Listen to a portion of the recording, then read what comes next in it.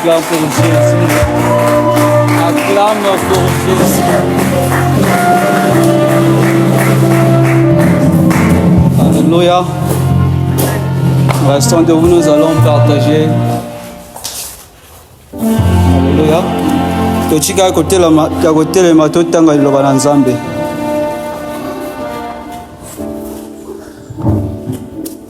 Nous allons lire, nous sommes dans le livre de Hébreux. Hébreux 11, nous lirons du 1er au 13e verset.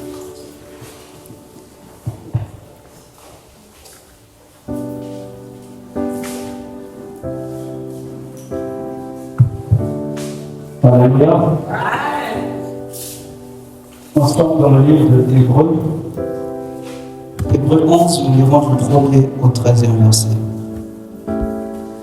Ensuite, nous lirons Marc 10, 19 à 24. Hébreux 11, versets 1 à 13, nous lisons la parole du Seigneur. Or, la foi est une ferme assurance des choses qu'on espère, une démonstration de celles qu'on ne voit pas. Pour l'avoir pu posséder, les anciens ont obtenu un témoignage favorable. C'est par la foi que nous connaissons que le monde a été formé par la parole de Dieu, en sorte que ce qu'on voit n'a pas été fait des choses visibles. C'est par la foi qu'Abel offrit à Dieu un sacrifice plus excellent que celui de Caïn. C'est par elle qu'il fut déclaré juste, Dieu approuvant ses offrandes, et c'est par elle qu'il parle encore quoique mort. C'est par la foi qu'Enoch fut enlevé pour qu'il ne vit point la mort et qu'il ne parut peu parce que Dieu l'avait enlevé. Car avant son élévation, il avait reçu le témoignage qu'il était agréable à Dieu. Or, sans la foi, il est impossible de lui être agréable, car il faut que celui qui s'approche de Dieu croit que Dieu existe et qu'il est le rémunérateur de ceux qui le cherchent. C'est par la foi que Noé, divinement averti des choses qu'on ne voyait pas encore, et saisi d'une crainte respectueuse, construisit une arche pour sauver sa famille. C'est par elle qu'il condamna le monde et devint héritier de la justice qui s'obtient par la foi. C'est par la foi qu'Abraham, lors de sa vocation, obéit et partit pour un lieu qu'il devra recevoir en héritage et qu'il partit sans savoir où il allait. C'est par la foi qu'il vint s'établir dans la terre promise comme dans une terre étrangère, habitant sous des tentes ainsi qu'Isaac et Jacob, les co-héritiers de la même promesse. Car il attendait la cité qui a de solides fondements, celle dont Dieu est l'architecte et le constructeur. C'est par la foi que Sarah elle-même, malgré son âge avancé, fut rendue capable d'avoir une postérité parce qu'elle crut à la fidélité de celui qui avait fait la promesse. C'est pourquoi d'un seul homme déjà usé de corps, naquit une postérité nombreuse comme les étoiles du ciel, comme le sable qui est sur le bord de la mer et qu'on ne peut compter. C'est dans la foi qu'ils sont tous morts sans avoir obtenu les choses promises, mais ils les ont vus et salués de loin, reconnaissant qu'ils étaient étrangers voyageurs sur la terre. Marc 11, 19 à 24. Quand le soir fut venu, Jésus sortit de la ville. Le matin, en passant, les disciples virent le figuier séché jusqu'aux racines. Pierre, se rappelant ce qui s'était passé, dit à Jésus, « Rabbi, regarde le figuier que tu as maudit à sécher. » Jésus prit la parole et leur dit, « Ayez foi en Dieu. Je vous le dis en vérité, si quelqu'un dit à cette montagne, ôte-toi de là et jette-toi dans la mer, et s'il ne doute point en son cœur, mais croit que ce qu'il dit arrive, il le verra s'accomplir. C'est pourquoi je vous dis, tout ce que vous demanderez en priant, croyez que vous l'avez reçu et vous le verrez s'accomplir. » Parole du Seigneur, est-ce qu'on peut acclamer pour cette parole?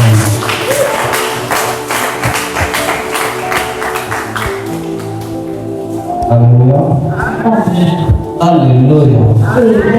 Est-ce que vous allez essayer de vous arrêter par ça? Bien, vous êtes malheureux parce que vous avez une absence à papa. Amen. Notre Père n'est pas là parce qu'il est en déplacement. Il s'est déplacé depuis hier. Et si tout va bien, il devrait rentrer aujourd'hui ou demain. Donc dans la semaine, il sera avec nous. Le vendredi nous a parlé des principes sur lesquels la vie chrétienne doit s'asseoir. Nous en a cité deux. L'amour et la foi. Ça, ce sont des bases sur lesquelles la vie chrétienne doit être fondée. Dans le livre de Matthieu, lorsque les disciples demandent à Jésus quel est le commandement le plus important,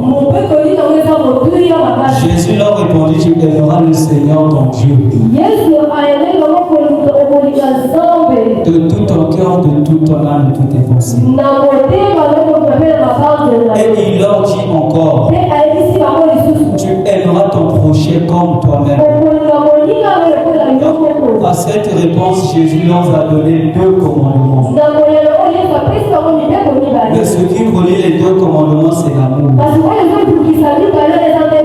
Lorsque vous voyez les livres de la loi, c'est-à-dire les 4 premiers livres de la Bible, c'est dans ces livres-là qu'on trouve la loi. Mais en réalité, ce qui résume la loi, c'est l'amour. Même si on dit tu ne prendras pas la femme de ton prochain, si j'aime mon prochain, je ne peux pas lui faire ce que l'on ne veut pas qu'on me fasse. Même si on dit tu ne tueras point, si je t'aime, je ne peux pas te faire du mal. Alléluia. Donc ce qui résume la loi, c'est l'amour. Et nous avons un Dieu plein d'amour. On nous a cité le livre de Jean. On dit quand Dieu a tant aimé le monde qu'il a donné son Fils. C'est parce qu'il nous a tellement aimé qu'il nous a donné Jésus. Alléluia. Alléluia. Donc un chrétien qui a Jésus en lui, la première des choses, il doit manifester l'amour. Tu dois aimer ton Dieu et tu dois aimer ton prochain. Tu ne peux pas dire que je respecte Dieu, tu as des ennemis à côté de toi. Parce que celui qui est à côté de toi, c'est une créature de Dieu. Et tu ne peux pas dire aimer une personne que tu vois, mais tu détestes la personne que tu vois. Alléluia. Soyons remplis d'amour. L'amour. Et on nous a aussi parlé de la foi. C'est avec ça que nous allons continuer ce matin. Je crois que le livre qui a mieux défini la foi, c'est Hébreux 11, le verset 1. On nous dit: or la foi est une ferme assurance des choses qu'on espère, une démonstration de celles qu'on ne voit pas.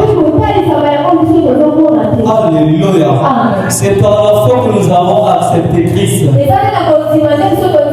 Il était sur la terre, mais nous on n'était pas là. Nous avons entendu qu'il était sur la terre. Nous avons entendu qu'il est mort pour nous. Nous avons entendu ces choses et nous y avons cru. Alléluia. Nous avons une autre foi en ces choses-là. Nous prions un Dieu que nous ne voyons même pas. Mais comment est-ce que nous le servons? C'est par la foi. Alléluia. On nous dit la foi, c'est une ferme assurance des choses qu'on espère. Moi, j'espère vivre. J'espère avoir une vie éternelle. Et j'ai foi parce que la parole de Dieu nous dit tous ceux qui l'ont reçu, ils ont reçu la vie éternelle. Cette vie ne se voit pas. Alléluia. Mais c'est par la foi que j'ai reçu cela. Donc j'ai une assurance sur ce que j'espère. Et je démontre cette chose en venant à l'église. Parce qu'on dit démonstration de celle qu'on ne voit pas. Je démontre que je crois en Christ en venant vous parler ici. Parce que je suis venu vous parler en son nom. Mais lui, s'est pas vu. Il n'est pas descendu physiquement pour me dire, voici, va parler à ce peuple, je vais t'annoncer. Alléluia. C'est par la foi. Donc par la foi, nous devons être capables de démontrer des choses que nous ne voyons pas. Lorsque tu pries, tu envoies le feu, tu ne vois pas ce feu-là. Mais tu dois y croire que le feu que tu es en train d'envoyer est en train de partir. Alléluia. Alléluia. On nous a donné des exemples ici. On nous dit c'est par la foi qu'Abel offrit à Dieu un sacrifice plus excellent que celui de Caïn. Alléluia. C'est par la foi. On dit que c'est par la foi qu'Enoch fut enlevé. Dans la Bible, on nous parle de deux personnes qui ne sont pas mortes. Élie et Enoch. Alléluia. Ils ont juste été enlevés. Mais comment est-ce que cela est arrivé? C'est par leur foi. Alléluia. Alléluia. On nous dit c'est par la foi que Noé divinement avertit des choses qu'on ne voyait pas encore. C'est par la foi que Noé a construit l'arche. Parce qu'il a écouté la parole de Dieu, il y a cru. Beaucoup avaient écouté cela, mais il n'y avait pas cru. Ça veut dire que ces gens-là n'avaient pas la foi. Mais comment ils ont fini? Ils sont morts. Alléluia. Et enfin, on nous donne aussi l'exemple d'Abraham. Hier même, pendant la réunion de la jeunesse, j'ai parlé d'Abraham. Abraham a été appelé à l'âge de ce soir, déjà dépassé 70 ans. Dieu l'appelle et lui donne une promesse. Je ferai de toi le père d'une multitude de nations. Comment tu peux dire ça à une personne qui a plus de 70 ans? Alléluia. Et qu'est-ce qu'il fait? Il transforme son nom d'Abraham, il devient Abraham. Ça veut dire Abraham veut dire père d'une multitude de nations. Donc il lui a déjà nommé de la manière de ce qu'il avait promis. Et il dit à sa femme, tu ne seras plus Sarai mais Sarah. C'est-à-dire mère d'une multitude de nations. Alors qu'elle était déjà vieille. Est-ce que tu peux dire à une femme doublement ménopausée que toi tu vas avoir des enfants? Et chose bizarre encore, la femme là te suit aussi. Voilà pourquoi on qualifie Abraham comme étant le père de la foi. Parce qu'il a manifesté une dimension élevée de la foi. Il a accepté de sortir de la maison de son père sous cette promesse. Alors qu'il était déjà vieux. À l'âge de 70 ans, comment tu vas encore devenir père d'une multitude de nations? Alléluia, parce qu'il y avait cru. C'est par la foi.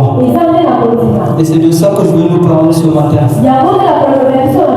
Un chrétien doit avoir la foi. Parce que sans la foi, nous ne pourrons pas faire toutes ces choses. Alléluia. Alléluia.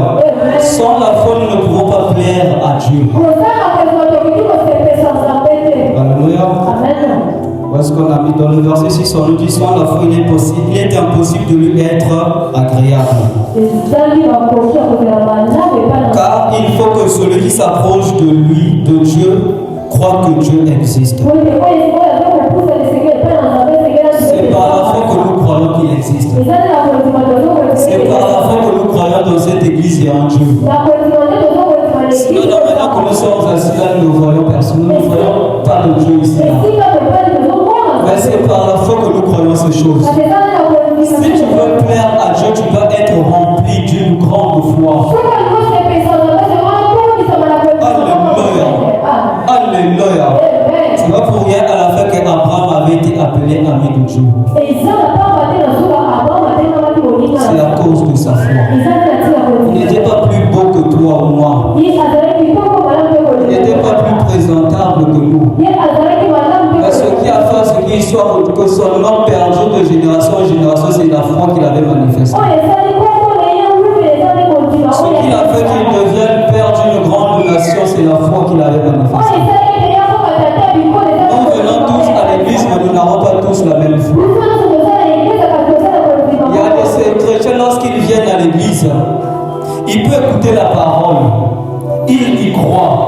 Mais lorsqu'il sort dehors, les difficultés de la vie vont le faire oublier.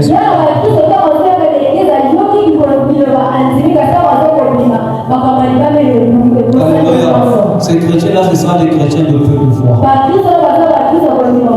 Alléluia. Ce matin, je te dis que si tu veux plaire à Christ, tu dois avoir la foi.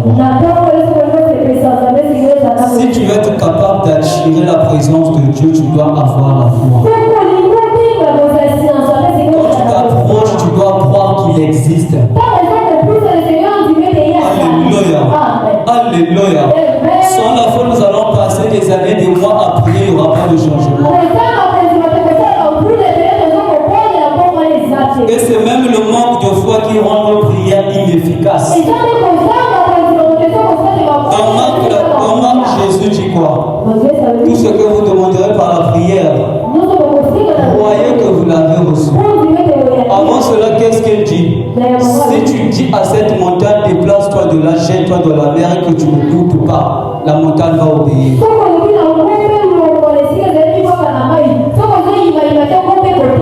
Parce que pourquoi Pierre me dit, voilà le figuier que tu as maudit à sécher? Parce que Jésus avec ses disciples était passé par là. La Bible dit que Jésus avait faim. Il a voulu s'approcher du figuier pour avoir des fruits.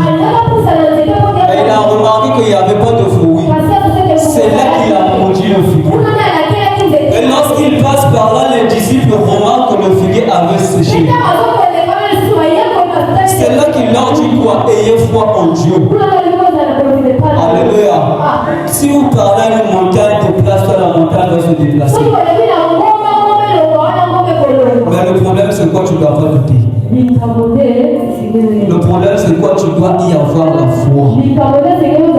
Le problème, c'est quoi? Tu dois y croire. Alléluia. Sans la foi, nos prières deviennent inefficaces.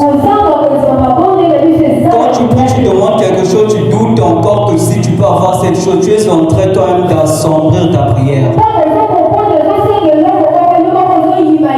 Tu dois être rempli de foi pour que tes prières soient efficaces. Moi, je crois avoir dit en Seigneur, un chrétien, quand tu pries, tu n'es pas là à pleurer. Mais tu dois parler, tu dois faire des déclarations. Jésus n'a pas pleuré pourquoi ce figuier ne donne pas de fruits. Mais il a parlé, ce qu'il a dit, c'est ce qui s'est passé. Devant les combats, tu ne dois pas pleurer. Regarde ce que je suis en train de vivre. Mais tu dois te lever, faire des déclarations avec foi. Et les choses que tu vas dire, c'est ce que tu vivras. Alléluia. Si tu veux faire des prières efficaces, sois rempli de foi. Alléluia. Alléluia. Je crois que j'avais même dit en Seigneur. C'est vrai que la prière est une arme. Mais si je te donne une arme, je ne te donne pas des munitions, ça ne te servira à rien. Alléluia. Après, tu as la pression macaque, tu as la pression pistolet, si tu as la pression balle, tu as la monnaie. Maintenant, la balle, la prière, elle est comme Jimanayo. ozobondela oza na mundu kimema bale eza te ozosala yango le côté lokola ndoki aza pembeni na yo ozotire mbeba bale ezobima te parce que eloko eza te. Voilà pourquoi nous ne voyons pas de changement, les mêmes combats malgré que tu pries, il n'y a pas de changement. Alléluia. Alléluia. Ayez foi en Dieu. Sans la foi, le nom de Jésus est impuissant. Voyons ça dans Actes des Apôtres. Dans Actes 19. Je ne sais pas si vous connaissez cette histoire. Le verset 13 nous dit ceci. Quelques exorcistes juifs ambulants essayèrent d'invoquer sur ceux qui avaient des esprits malins le nom du Seigneur Jésus, en disant: je vous conjure par Jésus que Paul prêche. Ceux qui faisaient cela étaient 7 fils de Sheva, juifs, l'un des principaux sacrificateurs. L'esprit malin leur répondit: je connais Jésus et je sais qui est Paul, mais vous qui êtes-vous? Alléluia. Donc on nous parle d'un groupe de 7 personnes. Ils ont entendu Paul prêcher. Ils ont vu les miracles que Paul faisait. Ils ont voulu faire la même chose que Paul. Ils se sont approchés d'une personne qui était possédée. Et qu'est-ce qu'ils disent à cette personne? Au nom de Jésus que Paul prêche. Donc ils sont en train de chasser le démon au nom de Jésus que Paul prêche. On est d'accord, la Bible nous dit devant le nom de Jésus, même les démons tremblent. Mais pourquoi ici là le démon ne leur a pas obéi? Parce qu'ils ignoraient ce Jésus-là. Ce qu'ils ignoraient, c'est que Paul avait foi en ce Jésus-là. Mais eux ne connaissaient rien de ce Jésus-là. Ils n'avaient aucune foi en ce Jésus-là. Et cela n'a pas marché. Alléluia. Bible consacrée. Tout genou fléchit devant le nom de Jésus. Mais si lorsque toi tu pries tes problèmes ne fléchissent pas, tu dois te regarder quel est le problème. C'est pas le nom de Jésus, c'est pas Jésus le problème. Mais c'est ta foi le problème.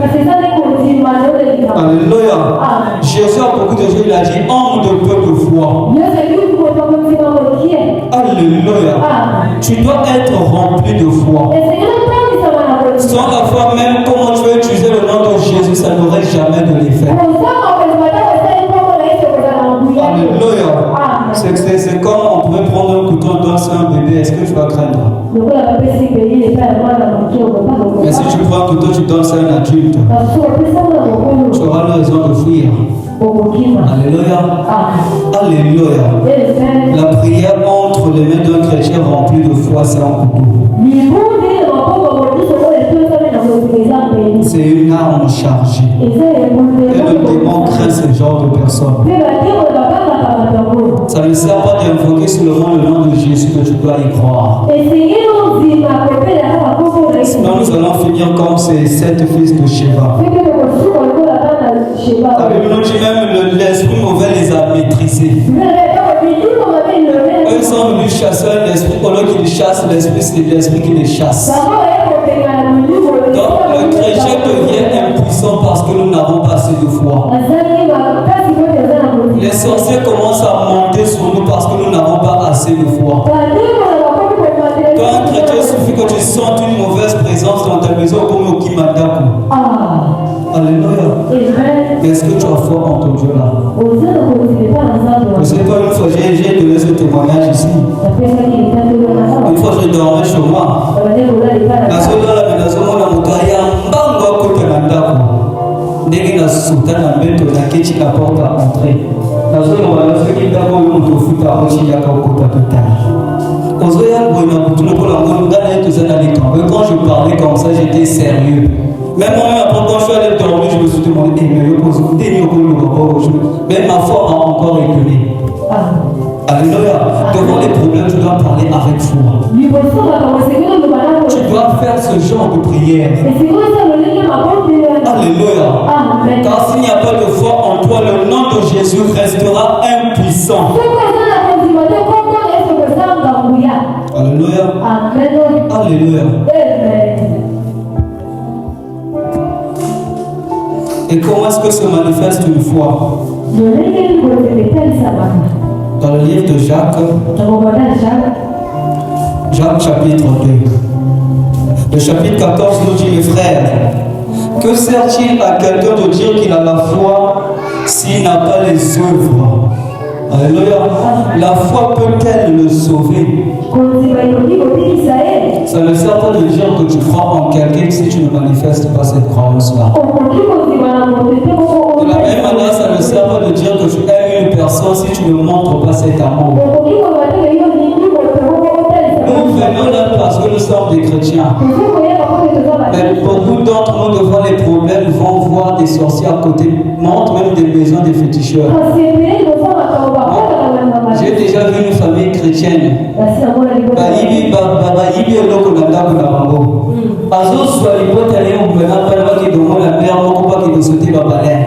Mais dimanche, pas qu'il y a l'église. Alléluia. Maintenant, cette foi-là, comment est-ce que vous voulez manifester? Abraham a su manifester sa foi. Malgré son âge avancé, il a obéi à l'appel de l'Éternel. Il n'a pas regardé son âge. Moi, à cet âge, tu viens me dire que je serai le père de multitude des nations. Non, il a obéi. Même lorsque le Seigneur lui donne Isaac. Alléluia. Il lui dit encore, donne-moi ton enfant en sacrifice. Il part à la montagne avec Isaac pour tuer l'enfant. C'est quel genre de foi qu'il avait? La foi se manifeste dans les œuvres. De la même manière que l'amour se manifeste dans les œuvres. De la même manière, une vie chrétienne, c'est un ensemble d'habitudes, de comportements et d'attitudes. Il ne suffit pas de dire que tu es chrétien. Nous sommes là maintenant pour faire sortir, tu vas aller rejoindre les autres. Mais si l'enfant décide qu'on a la table, il a la bouteille à plus fort. Après dimanche, il y a une église dans un chrétien. Continue à les avoir. Continue à y sur ma cambozo, la question de la question de la question Alléluia. Alléluia.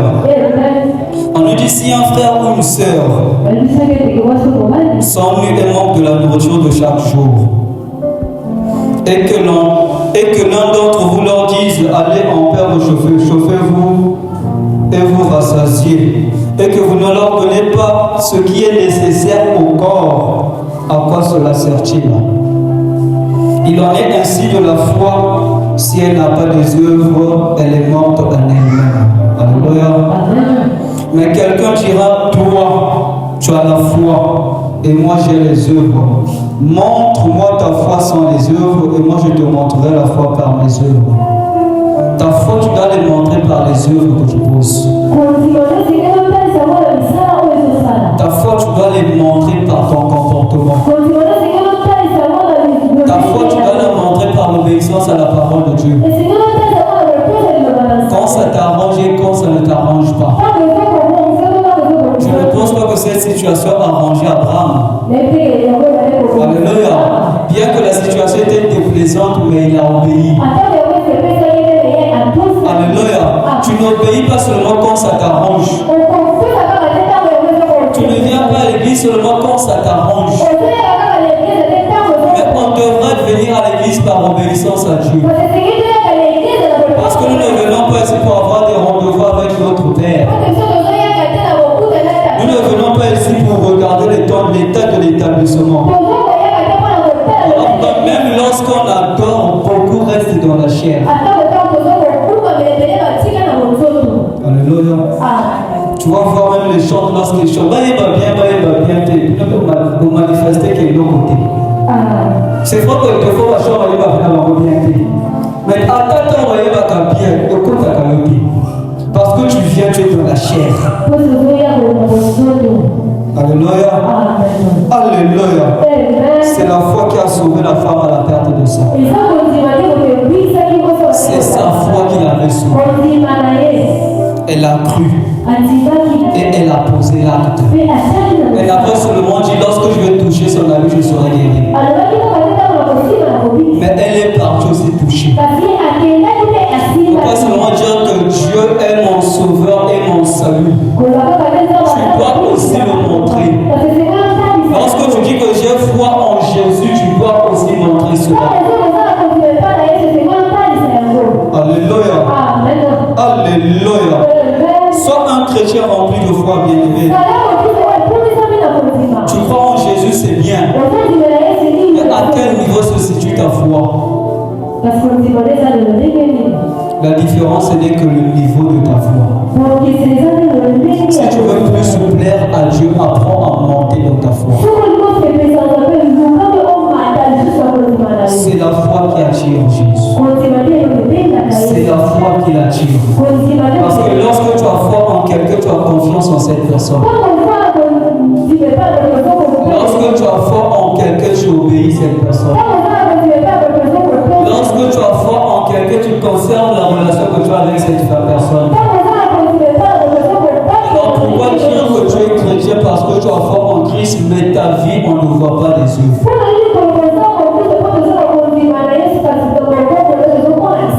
Alléluia. Apprends à avoir confiance en lui. Comme Abraham a eu confiance en lui.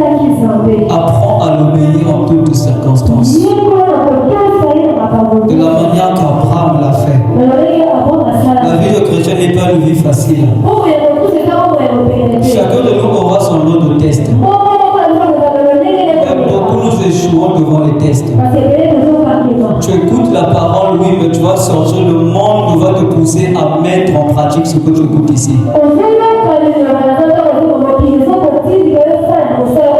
Et nous tombons dehors. Alléluia. Ce qui fait que nous menons une vie d'hypocrisie. À l'église, nous sommes des chrétiens sérieux. Mais regardons la vie que nous menons dehors. Regardons les œuvres que nous posons. Et comme ça, est-ce que tu as la foi en Dieu? Il ne suffit pas de le déclarer, de chanter. Tu vas le vivre. Tu vas marcher dans la foi. Alléluia. Alléluia. Sois rempli de foi.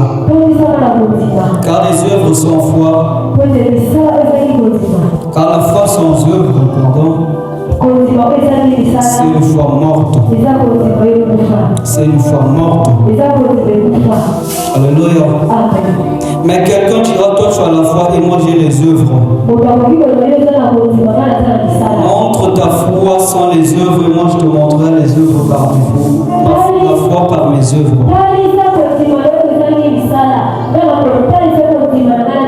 Tu crois qu'il y a un seul Dieu? Tu fais bien. Les démons le croient aussi. Et ils tremblent. Alléluia. Veux-tu savoir, ô homme vain, que la foi sans œuvre est inutile? Même le démon croit qu'il y a un Dieu. Ils n'ont pas foi en ce Dieu-là. C'est pas parce que tu confesses le nom de Christ que la foi est en toi. C'est pas parce que tu reconnais Christ que tu es un chrétien rempli de foi. En réalité, la foi, c'est par les œuvres. Parce qu'un démon, sa vie, c'est une vie démoniaque. Alléluia. Il pêche pour lui parce que c'est un démon. Mais toi, ce qui va faire la différence, c'est la manière que tu vas vivre. Maintenant, si tu fais les mêmes choses qu'un sorcier ou les démons, en quoi est-ce que tu as une foi? Alléluia. Abraham, notre père, ne fut-il pas justifié par les œuvres? Verset 21. Lorsqu'il offrit son fils Isaac sur l'autel. Alléluia. C'est par les œuvres bien aimées que nous devons montrer notre foi. La Bible dit dans le livre de Marc, voilà les miracles qui accompagneront ceux qui auront cru. Ils guériront les malades, ils chasseront les démons. Mais est-ce qu'on dit, voilà les miracles qui accompagneront les docteurs de la parole? Est-ce qu'on dit, voilà les miracles qui accompagneront les évangélistes? Est-ce qu'on dit, voilà les miracles qui accompagneront les pasteurs? Non, on dit ceux qui auront cru. Un seul critère, c'est de croire. Tu es capable de prier pour un malade. Tu es capable, tu es malade, tu pries pour ta maladie, la maladie va partir. Tu es capable de chasser un démon. Si tu crois dans le nom de Jésus, les démons doivent trembler devant toi. Le démon ne va pas trembler parce que tu confesses Jésus. Mais le démon va trembler parce que tu vis Jésus. Parce que ta vie reflète la parole de Christ. Et comment elle va le refléter? C'est par les œuvres que tu poses. C'est pas parce que je montre ici que je suis capable de prier pour un malade. Je peux être, si je vous parle, mais ma foi est petite. Alléluia. Ces miracles vont accompagner ceux qui vont y croire. À tous ceux qui l'ont reçu. À tous ceux qui l'ont cru. On ne s'arrête pas seulement à agir reçu. Mais on ajoute qui ont cru. Il leur a donné l'opportunité de devenir enfant de Dieu. Tu deviens enfant de Dieu parce que tu as reçu et tu as cru en Christ. C'est-à-dire tu l'as reçu, tu as reçu sa parole. Et tu as cru en sa parole. Et tu marches dans sa parole. Tu vis sa parole.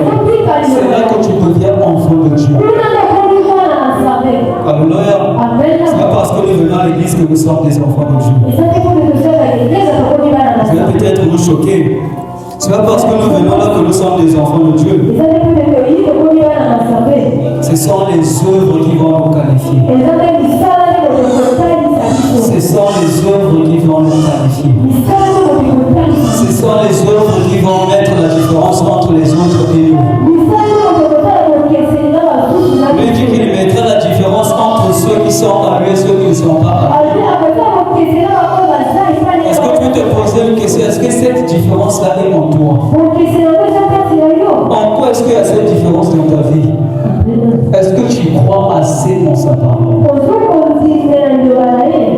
Ce n'est pas les pasteurs qui délivrent. Hein? Ce n'est pas les prédicateurs qui délivrent. Mais c'est la parole de Dieu. Alléluia. Apprends à méditer cette parole et à mettre en pratique. Maintenant, si tu veux faire grandir ta foi, tu dois avoir une vie de méditation. Alléluia. Nous sommes censés vivre cette parole. Nous sommes censés la mettre en pratique. Mais pour la mettre en pratique, tu dois connaître les interdictions qui sont là. Si tu n'as pas connaissance de ces interdictions, c'est parce que tu ne lis pas la Bible. Et une vie de méditation, bien. Et une vie de prière. Je dis souvent que la prière, ce n'est pas une recommandation. La prière, c'est une vie pour un chrétien. Un chrétien qui ne prie pas chaque jour, moi je dis que c'est un aventurier. Parce qu'en prière, en méditant, tu es en train de nourrir ton esprit. De la manière que ton corps mange tous les jours, ton esprit doit manger tous les jours. Alors que nous passons des années à l'église, mais nous restons des bébés spirituels. La manière que tu viens à l'église, tu es censé grandir. Mais est-ce que quand tu viens à l'église, tu grandis en esprit? Bien, ce sont les mêmes problèmes auxquels tu fais face. Ce sont les mêmes maladies auxquelles tu fais face. Tu trembles devant les mêmes sorciers. Il n'y a pas d'évolution. Alléluia. C'est parce que ton esprit ne se nourrit pas. Nourris ton esprit avec la parole de Dieu et les prières. Nourris ton esprit avec les jeûnes. C'est la recommandation que Dieu donne à Josué.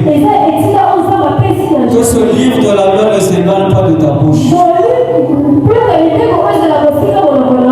Médite le jour et nuit. La deuxième partie dit quoi? Et agis fidèlement selon ce qui est écrit. Alléluia. Alléluia. Agis fidèlement selon ce que tu lis. Apprends à mettre en pratique la parole que nous écoutons. Ce n'est pas le péché qui va nous emmener en enfer. C'est le manque de repentance derrière le péché. Tu sais que la vie que tu mènes est mauvaise. Tu es conscient des choses que tu fais. Mais tu ne veux pas délaisser ces choses-là. C'est toi-même qui es en train de bloquer ta vie. Je dis souvent, si on n'est pas prêt à suivre ce Dieu pleinement, tant mieux aller dehors. Alléluia. Alléluia. Ce que c'est la Salamaseki. Ce qui c'est la Salamaseki, dans la salle où perd temps, on a un pamba. Tant que nous allons les bandes, on a des sous. Parce que les boîtes qui nous séparent, sont toutes là. Mais nous avons dit que ma campagne dans l'église, l'église que nous avons dans ma campagne, nous avons ça la serviette, nous avons sur ma campagne, nous avons la tête. Donc finalement, nous avons tourné car en haut, nous avons ça les deux côtés de la fin de la mission. Alléluia. Alléluia. Si les œuvres ne sont pas en toi, tu viens à l'église, tu ne fais rien. Tu passes 5 ans à l'église, tu aurais pu être dehors, au sein de la table, à ma cala, les bandes, aux yeux à ma table, bénéfice à 10 000. Aux yeux à terre, donc, on a des bandes, aux yeux à l'église, aux yeux à la vous servir, aux yeux à l'exacter. Alléluia. Alléluia.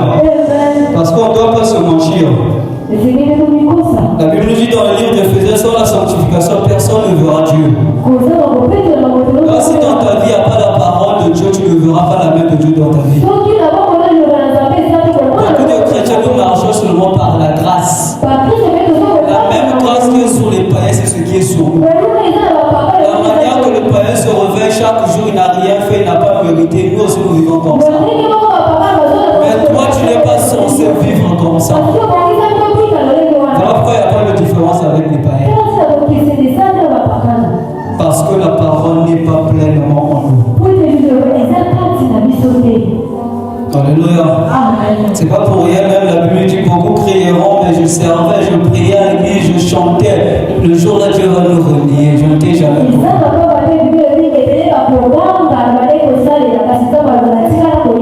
Parce que ses œuvres ne sont pas en nous.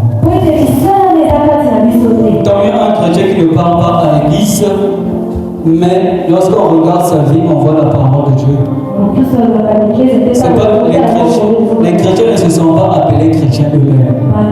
Ce sont les gens qui les ont appelés chrétiens. C'est parce qu'ils l'ont voyé, les gens les ont regardés, ils ont vu qu'ils étaient comme Christ. Lorsque tu arrives quelque part, ça ne sert pas de crier, moi je suis un chrétien. Mais par ta manière d'être, les gens doivent identifier que tu es un chrétien. C'est à travers tes œuvres que les gens doivent identifier que tu es chrétien. Et c'est une vie comme ça qui attire les faveurs de Dieu. Alléluia. Alléluia. Si tu pars à une montagne, ôte-toi de là, la montagne t'obéira. Car en réalité, la montagne ne t'obéit pas à toi, mais obéit à ce qui est en toi. Si toi, la montagne ne t'obéit pas parce qu'en toi, tu es encore informe et vide. Nous sommes encore comme au commencement. La terre était informe et vide. Avant que Dieu puisse remplir la terre. Alléluia. Beaucoup de chrétiens nous sommes informes et vides. Donc en nous, ce sont des carapaces vides. Nous venons à l'église par habitude. Mais quand tu viens par habitude, nous perdons notre temps. Alléluia. Soyons comme la femme à la perte de sang. Elle s'est approchée avec un but, avec sa foi. Et elle a eu un miracle. Mais pourquoi nous ne vivons pas de miracle? Est-ce que le temps des miracles est passé?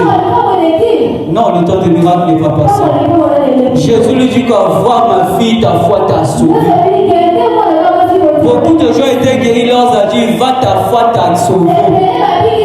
Si tu veux être sauvé, c'est ta foi qui va te sauver.